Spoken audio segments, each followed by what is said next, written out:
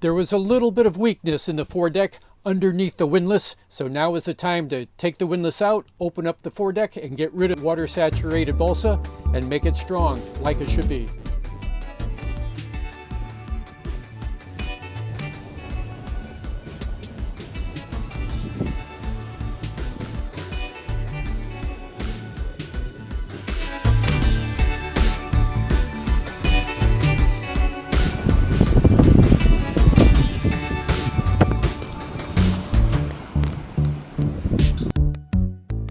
Hello, we are Patrick and Rebecca Childress on the 40-foot Valiant brick house.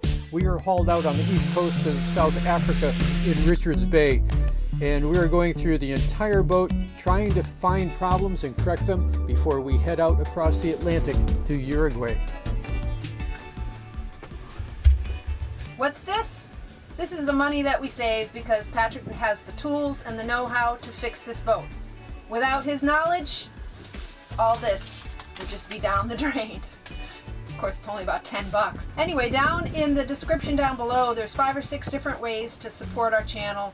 You're not supporting our lifestyle, you're just supporting the cameras and all the time and effort that Patrick has to put into doing this. He works 12 hours a day on this boat, and then he comes in until he can't even keep his eyes open anymore at night and edits the videos.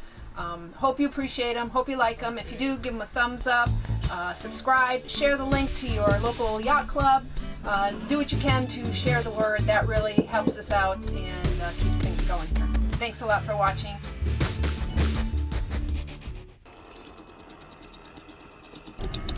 Because of the heavy, wide backing plates underneath the windlass, there never was that much flexing of the foredeck when we're picking up our ground tackle, unless we also were picking up someone else's abandoned anchor or an old mooring. But now is the time to dig into this whole area and make sure that everything is going to be structurally sound so we don't have any problems in the future.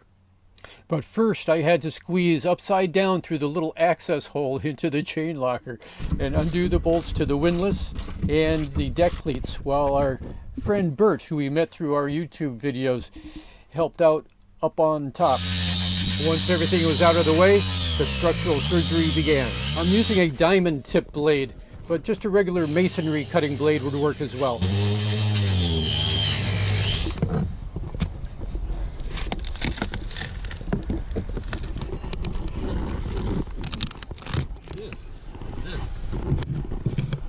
Yep. This is all solid. Oh, no, I guess not. It's all wet. Oh boy.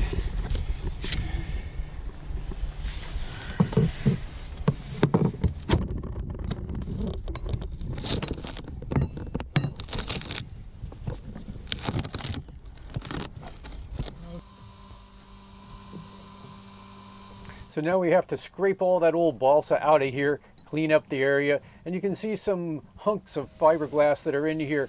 And if I can knock those out, those are old repairs, we'll get those out of the way and just redo them. And with this tool that's twisted 90 degrees, I reach way in underneath the decking and try to grab as much of that old balsa out of there and dig it out as well as possible. Learned how to do this in Cartagena, Colombia.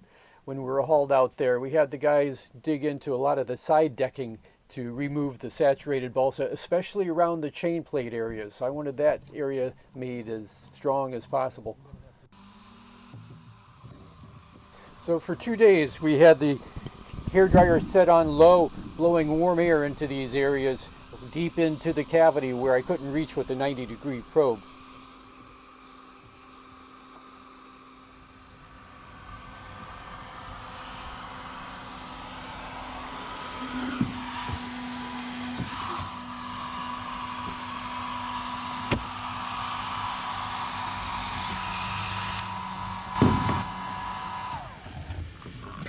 I'll come back, yeah, it's pretty dust free, but I'll come back with a wire brush all of this and clean it up and wipe it down with some acetone and vacuum it really well. And I'm going to go over to this dumpster for some pieces of fiberglass that I can use as filler to help build this up instead of using all of my expensive valuable resin and fiberglass cloth. I'll have already made chunks of fiberglass to help fill this up and make it strong, and I'll be able to shove them up, way back up under here too, to help fill up the gaps. Along with those chunks of fiberglass, I'll also use that 90-degree bent tool to shove fiberglass in resin way up under here to help fill up the voids also.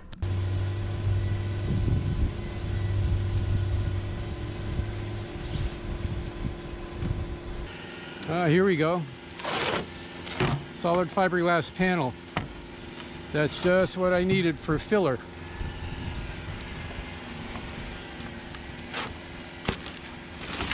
Perfect. This will be more than enough.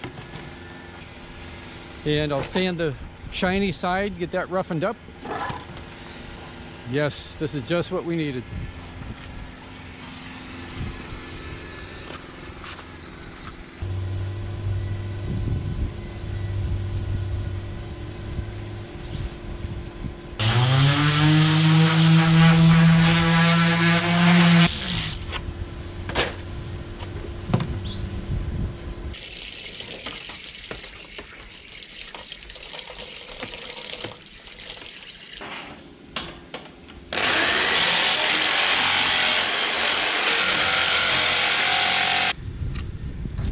These pieces of fiberglass panel, along with larger pieces out in the field, will be set in place amongst fiberglass cloth and resin.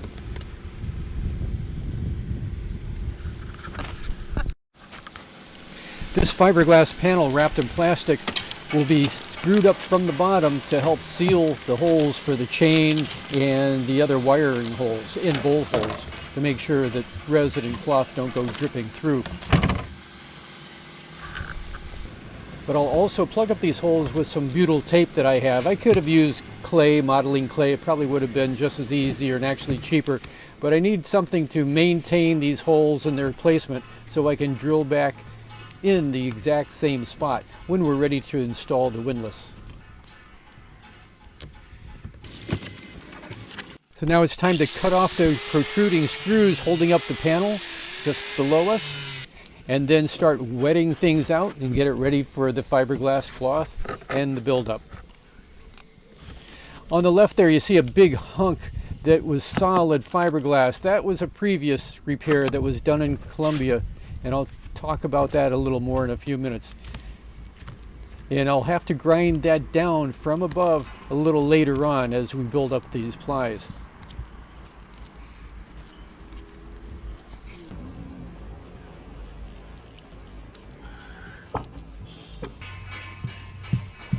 Without this 90-degree probe, it would have been very difficult to get the wetted out fiberglass cloth and even these pre-cut panels way up in here where they were needed to fill up the gap.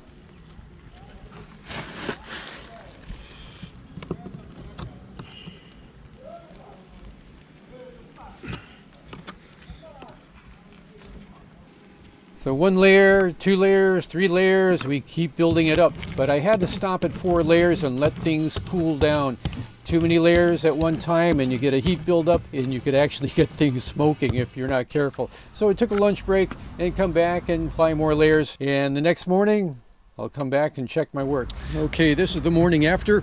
Everything is well set up. I'm gonna clean everything up here, vacuum, and then wash this area down with a little soapy water and some fresh water.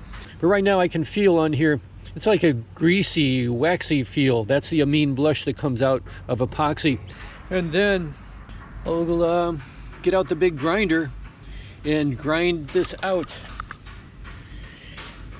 I'll grind this down a bit and grind it way out to the sides, all the way around, and put the bevel in there for getting ready to do the layup and the final layups and patches.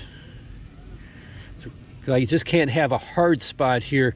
We need to bevel this back and get adhesion onto the rest of the surrounding fiberglass. I know what you're thinking. Why didn't I grind that bevel out into the white area first? And then I could just run all of those plies of laminate right up onto the bevel and be done with it. Well, sometimes I just work harder rather than smarter, and that would have been a great idea, but I just charged it into the project and just didn't plan ahead all that much. But having a double bevel like this, it's going to be good and strong, and I just won't have any problems with this repair in the future. But if I had to do it again, I would do the outward bevel first and run the plies up onto it.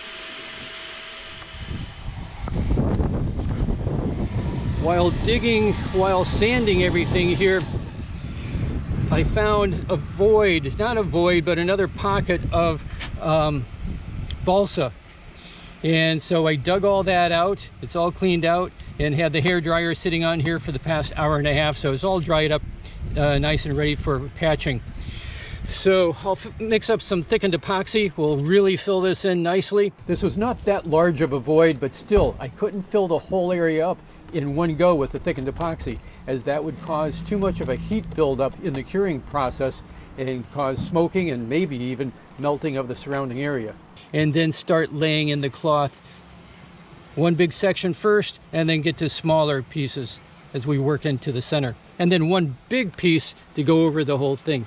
And of course, some people would start with narrower pieces and work up with wider pieces till you fill up the whole valley.